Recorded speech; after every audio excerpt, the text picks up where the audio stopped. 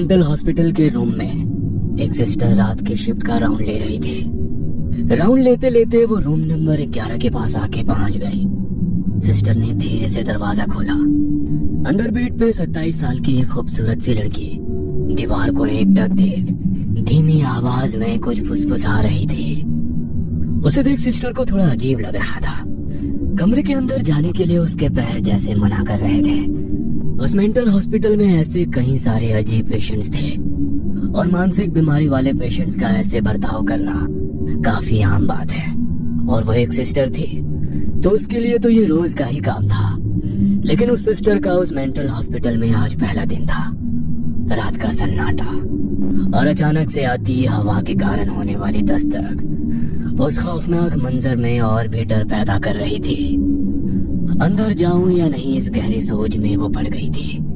मन में थोड़ी सी हिम्मत कर उस सिस्टर ने अपना एक पैर अंदर बढ़ाया ही था कि तभी अचानक से वो लड़की जोर से हंसने लग गई और अजीबोगरीब हरकतें करने लग गई। उसका मुंह दीवार की तरफ था। उसने अचानक से अपनी गर्दन उल्टी घुमाई और एक सिस्टर के पसीने छूट गए। उसके पैर मानो वहीं जम गए। अपने कांपते हुए हाथों से कमरे का दरवाजा बंद कर सिस्टर दूसरे सिस्टर को आवाज लगाते हुए रिसेप्शन की तरफ दौड़ी। Sunita sister, Sunita sister. दौड़ते हुए सिस्टर रिसेप्शन पे पहुंच जाती है। रिसेप्शन पे एक सिस्टर किसी से फोन पे बात कर रही थी। आंटी जी, आप बिल्कुल चिंता मत कीजिए, वो बिल्कुल ठीक है। हम उसका अच्छी तरह से ख्याल रख रहे हैं। इतना कहकर सुनीता सिस्टर फोन रख देती है और उस दूसरी सिस्टर को देखकर कहती है, क्या हुआ रचना सिस्टर, तुम इतनी डरी हुई क्यों हो? तब रचना सिस्टर जो कुछ हुआ था वो सब सुनीता सिस्टर को बताती है। लेकिन आप किससे बात कर रही थी? अरे वही रूम नंबर 11 में जो लड़की है ना, उसी की माँ का फोन था। बेचारी रोज रात को फोन करके उसके बारे में पूछती है। कुछ ही महीनों पहले उसे यहाँ भर्ती करके चले गए। तब रचना सिस्टर जिज्ञासा भरी नजरों से सुनीता सिस्टर को देख पूछती है, आखिर हुआ क्या है उसके साथ? उसकी ये हालत कैसी हो गई? दिखने में तो काफी खूबसूरत है वो। हाँ, ऐसी हालत बस दोनों ही हालात में हो सकती है। जब कोई किसी से पागलों की तरह प्यार करे और वो उसे ना मिले, या फिर तब जब उस पे किसी रूह का साया हो। ये सुन रचना सिस्टर हैरान हो जाती है और कहती है, तो इसके साथ क्या हुआ? अफसोस दोनों। मतलब? तब सुनीता सिस्टर उसे नैना के बारे में बताने लग जाती है। नैना 27 साल की हो चुकी थी। वो इंजीनियरिंग के आखिरी साल में पढ़ रही थी। पूरे कॉलेज में नैना से खूबसूरत लड़की और कोई भी नहीं थी। कॉलेज के सारे लड़के नैना के पीछे पागल थे, लेकिन नैना ने अपने सपनों के राजकुमार की एक अलग ही कहानी बनाई थी। वो मन ही मन रोज उसके जिंदगी में आने वाले राजकुमार के सपने सजाती थी। नैना और उसके सपनों की दुनिया असल जिंदगी से काफी अलग थी। नैना अक्सर खुद से ही बातें करती और कभी कभी जोर से हंसती। उसको देख उसके माँ और पापा बहुत परेशान थे। उनकी बेटी की शादी की उम्र हो गई है और अब उसके लिए कोई अच्छा सा लड़का ढूंढना चाहिए, ऐसा उन्हें महसूस होने लगा। और उन्होंने कई सारे रिश्ते भी नैना के लिए लाए, लेकिन नैना हर रिश्ते के लिए मना कर देती, ये कहकर कि वो लड़का उसके सपनों के राजकुमार जैसा नहीं है जैसा उसने सोचा है। काफी सारे रिश्तों को बार बार मना करने के कारण नैना के लिए रिश्ते आने अब बिल्कुल ना के बराबर हो गए थे। इस बात से नैना के माँ और पापा बहुत परेशान थे, लेकिन नैना इस बात से बिल्कुल अनजान अपने ही सपनों की दुनिया में मगन थी। रात का समय था। रात के लगभग 12:30 बजे थे, लेकिन नैना अभी भी जाग रही थी। उसके कमरे की बत्ती अभी भी जल रही थी। नैना अपने कमरे के खिड़की के पास बैठे खिड़की से बाहर देखे अकेले ही मुस्कुराते हुए अपनी डायरी में कुछ लिख रही थी। उसे अक्सर डायरी लिखने की आदत थी। उस डायरी में उसने अपने होने वाले लाइफ पार्टनर के बारे में सब कुछ लिखा था। वो डायरी नैना के दिल के बहुत करीब थी, इतनी कि नैना की जान उसमें बस गई थी। वो मुस्कुराते हुए उस डायरी में कुछ लिख रही थी। नैना की ये हरकतें उसके माँ और पापा के लिए कुछ नई नहीं थी, इसलिए वो इस बात की तरफ ज्यादा गौर नहीं करते थे। अगले दिन नैना कॉलेज जाती है। आज नैना का 27वां जन्मदिन था। वो आज अपनी डायरी भी साथ ले आई थी। नैना के दोस्तों ने नैना का जन्मदिन काफी बढ़िया से मनाया। उसके ग्रुप में नैना की सबसे अच्छी दोस्त निशा और अभी कुछ महीने पहले ही दोस्ती हुए नए दोस्त ईशान और जतिन थे।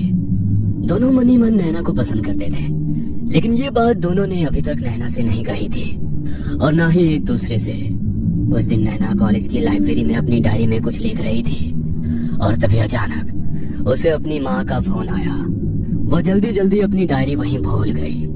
जतिन ने वो डायरी उठा ली और किसी का ध्यान नहीं है ये देखते हुए वो डायरी फटाक से अपने बैग में डाल ली। घर आके जतिन ने नैना की डायरी पढ़ना शुरू किया। जतिन एक एक पन्ना पढ़ता जा रहा था। वैसे वैसे उसके माथे पर एक शिकन सी आ रही थी और उसकी आंखों में एक अलग ही भाव दिख रहा था। रात के लगभग 1 बज गए थे। जतिन ने वो डायरी पूरी पढ़ ली और चेहरे पर एक टेढ़ी मुस्कान लिए वो डायरी को टेबल के साइड पे रखकर सो गया। उधर नैना के कमरे की बत्ती अभी भी जल रही थी, लेकिन अजीब बात ये थी कि आज नैना बहुत परेशान थी। उसका कमरा पूरा बिखरा पड़ा था और वो पागलों की तरह अपनी डायरी ढूंढ रही थी।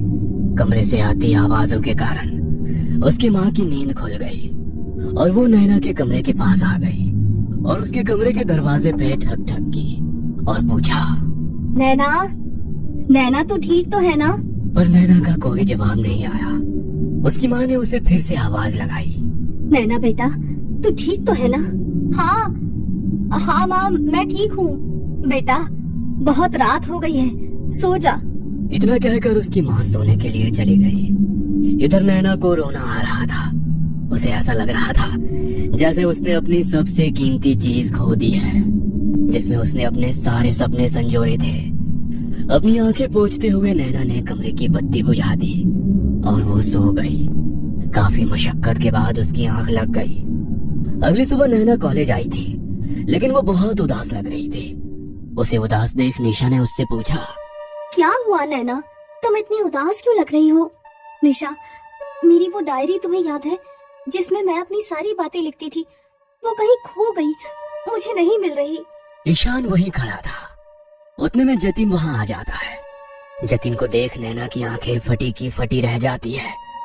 जतिन ने वैसे ही कपड़े पहने थे जैसे नैना ने डायरी में लिखा था। जतिन को देख नैना उसकी तरफ आकर्षित होने लगी थी। एक तरफ उसे डायरी खोने का गम था, लेकिन दूसरी तरफ उसे अपने सपनों का लाइफ पार्टनर मिलने की खुशी भी हो रही थी। जतिन ने आके नैना को शादी के लिए प्रपोज किया और जतिन की तरफ आकर्षित हुई नैना ने उससे हाँ कर दी। नैना और जतिन दोनों बहुत खुश हो गए, लेकिन ईशान के चेहरे पर बिल्कुल भी खुशी नहीं थी। उसका तो मानो दिल ही टूट गया था, लेकिन वो वहीं चुपचाप खड़ा सब देखता रहा। दिन ब दिन जतिन के प्यार का जुनून बढ़ता चला गया।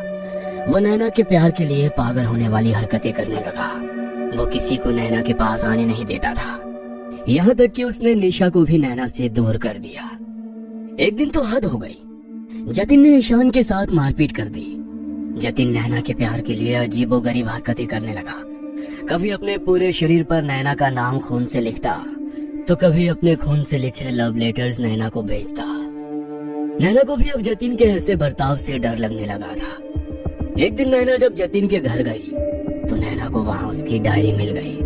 अपनी डायरी को जतिन के कमरे में देख नैना हक्की बक्की रह गई थी। साथ ही में टेबल के ड्रॉअर में कुछ लव लेटर्स और लड़कियों की कुछ तस्वीरें भी मिली। नैना वो देख ही रही थी कि तभी वहाँ पर 40-45 साल का एक आदमी आ गया। उसे ऐसा अचानक देख नैना थोड़ी डर गई। तब वो आदमी बोला, अरे बेटा डरो नहीं, मेरा नाम किशोर है, मैं जतिन का चाचा हूँ। मैं अपने काम के सिलसिले में बेंगलोर में रहता हूँ। हर हफ्ते यहाँ आ जाता हूँ जतिन का हालचाल पूछने। उस बेचारे का इस दुनिया में मेरे अलावा कोई नहीं है। उसके माँ बाप की एक रोड एक्सीडेंट में मौत हो गई। तब से उसके दिमाग पे एक गहरा असर पड़ा है। कितने ही दिनों से वो मानसिक बीमारी से लड़ रहा है। ये सुन नैना शॉक हो जाती है और कहती है, क्या कहा? मानसिक बीमारी? तब जतिन के चाचा कहते हैं, हाँ, मानसिक बीमारी। उसे ऐसा लगता है कि दुनिया की हर एक एंटीक खूबसूरत चीज उसके पास हो, इसलिए वो सारी एंटीक खूबसूरत चीजें इकट्ठा करता है और अपने घर में सजा के रखता है। ये देखो, पूरा घर ऐसी ही चीजों से भरा पड़ा है। नैना इधर उधर अपनी नजर घुमाती है तो उसे घर में बहुत सारी ऐसी एंटीक और खूबसूरत चीजें दिखाई देती है। नैना उन चीजों को देख ही रही थी कि तभी वो चाचा जी आगे कहते हैं, वो भावनाएं नहीं समझता, बस बाहरी खूबसूरती की ओर आकर्षित हो जाता है, और वो चीज अगर खराब हो जाए या बदसूरत हो जाए तो उसका नामो निशान मिटा देता है। जतिन के चाचा की बातें सुनकर नैना अंदर से पूरी तरह हिल चुकी थी। नैना ड्रॉअर में पड़े फोटो चाचा जी को दिखाते हुए पूछती है, और ये तस्वीरें किसकी हैं? तब वो चाचा कहते हैं, बेटा ये जतिन की पहली गर्लफ्रेंड की तस्वीरें हैं। इन सबसे मैं बस एक ही बार मिला हूँ। हर बार मुझे उसके साथ कोई नई लड़की दिखाई देती थी। पता नहीं उनका क्या हुआ, वो कहाँ गई। मैंने कभी उससे ज्यादा पूछा ही नहीं, क्योंकि डॉक्टर ने जतिन से ऐसी कोई भी बात करने से मना किया था जिससे उसे गुस्सा आ जाए, नहीं तो वह गुस्से में आकर कुछ भी कर सकता है। नैना उन तस्वीरों को देख रही थी। हालांकि उन सभी तस्वीरों में एक बात कॉमन थी कि उन तस्वीरों में से वो सारी लड़कियां बेहद खूबसूरत थी। उस ड्रॉअर में एक फोटो और भी थी जो उल्टी कर रखी थी। नैना ने अपने कांपते हुए हाथों से वो तस्वीर उठाई और देखने लगी। वो तस्वीर देख नैना की आंखें फटी की फटी रह गई। वो तस्वीर किसी और की नहीं बल्कि उसकी खुद की थी। अपनी तस्वीर को उस ड्रॉअर में देख नैना के शरीर के मानो रोंगटे खड़े हो गए। धीरे धीरे अब सारी बातें नैना के समझ आ रही थी। नैना से अब वो सब बर्दाश्त नहीं हो रहा था। नैना भागते हुए अपने घर आई और अपने कमरे का दरवाजा बंद कर एक कोने में बैठ गई। वो जोर से चीखना चाहती थी, लेकिन उसके मुंह से आवाज ही नहीं निकल पा रही थी। तभी सामने पड़ा उसका फोन बजने लगता है। जतिन का फोन आ रहा था। 10-12 रिंग होने के बाद भी नैना ने फोन नहीं उठाया। नैना के अंदर अब वो हिम्मत ही नहीं थी कि वो उससे बात करे। कई दिन बीत गए। नैना कॉलेज नहीं गई और ना ही किसी से मिली और ना ही किसी से कोई बात की। बस अपने कमरे का दरवाजा बंद कर अकेली अपनी डायरी को देखती बैठती रही। आज पहली बार उसे अपनी डायरी से नफरत होने लगी थी। उसी दिन अखबार के पहले पन्ने पर एक न्यूज आई थी कि एक लड़की के प्यार में निराश होकर एक लड़के ने अपनी बिल्डिंग से कूदकर अपनी जान दे दी। उस न्यूज के साइड में जतिन की तस्वीर छपी हुई थी। वो देख नैना पूरी तरीके से शॉक हो गई। उसे ऐसा लग रहा था मानो उसके शरीर से पूरी ताकत ही चली गई। नैना ने अब कॉलेज जाना भी छोड़ दिया। दिन भर बस अपने कमरे में बैठकर दीवारों को देख धीमी आवाज में कुछ बड़बड़ाती रहती थी। मैंने कुछ नहीं किया, प्लीज मुझे छोड़ दो। हर जगह अब नैना को बस जतिन की रूह दिखाई देती थी और वो उसे हंसते हुए कहता था, नैना मैं आज भी तुम्हारा इंतजार कर रहा हूँ, तुम सिर्फ मेरी हो। सुनीता सिस्टर की बातें सुनकर रचना सिस्टर हैरान हो गई थी। रात का वो सन्नाटा और वो खौफनाक किस्सा रचना सिस्टर के दिल में डर पैदा कर रहा था। उतने में हॉस्पिटल की सारी लाइट्स बंद चालू होना शुरू हो गई और अचानक से हॉस्पिटल की सारी बिजली चली गई। रचना सिस्टर अब काफी डर गई थी। उसने डरते हुए अपना मोबाइल निकाला और अपने मोबाइल की टॉर्च शुरू की और सुनीता सिस्टर को आवाज देने लगी, सुनीता सिस्टर, सुनीता सिस्टर, आप यही है ना? लेकिन सुनीता सिस्टर का कोई जवाब नहीं आया। उतने में रचना सिस्टर को टेबल की साइड पे रखा एक पेपर नोट मिला। नोट में लिखा था कि रचना मुझे एक इमरजेंसी की वजह से कहीं दूर जाना पड़ रहा है। तुम्हारा फोन नहीं लग रहा था, इसलिए ये मैसेज रख रही हूँ। मैं 1 घंटे में वापस आती हूँ। ये पढ़कर रचना सिस्टर को ऐसा लग रहा था मानो उसके पूरे शरीर से किसी ने उसकी जान ही निकाल दी हो। अपनी डर भरी निगाहों से रचना सिस्टर इधर उधर देख रही थी। तभी अचानक एक कोने में उसे किसी की परछाई दिखाई देती है। वो कोई जतिन की रोनू थी, जो अपने चेहरे पर एक टेढ़ी मुस्कान लिए रचना सिस्टर को देखकर कहता है, वैसे तुम भी काफी खूबसूरत हो और खूबसूरत चीजों पर बस मेरा हक है। इतना कहकर वो जोर जोर से हंसने लगता है।